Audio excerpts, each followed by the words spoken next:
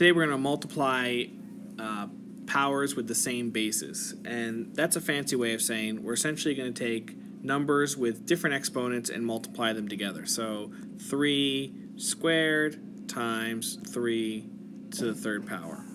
There's a couple different ways of looking at this. An easy way to break it down is to recognize that 3 squared is actually 3 times 3, and 3 to the third power is 3 times 3 times 3.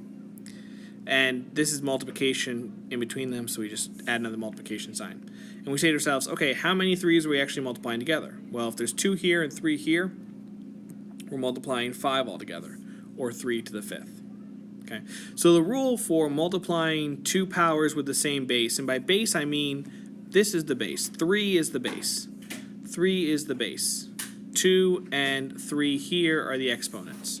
So when we multiply the same base, 3 being the same base, we just add their exponents together. Here's another way of looking at it.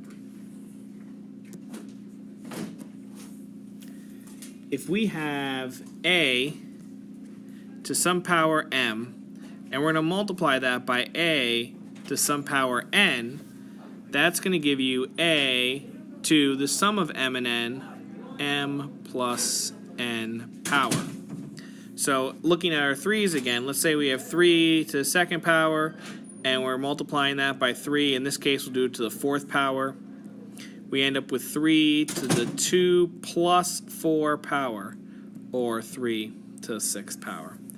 And that's how you multiply powers with the same bases. You add their exponents together. Okay. You can multiply numbers with different bases, but it doesn't work the same way. You actually have to do the multiplication out.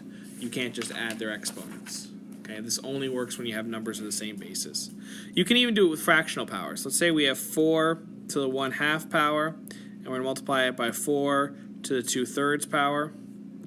Well, that's 4 to the 1/2 plus 2/3 power. 1/2 plus 2/3, we can translate them both into 6, which is 4/6 and 3/6. 4/6 and 3/6 is 7/6, so it's 4 to the 7/6 power. That's how you multiply powers with the same base.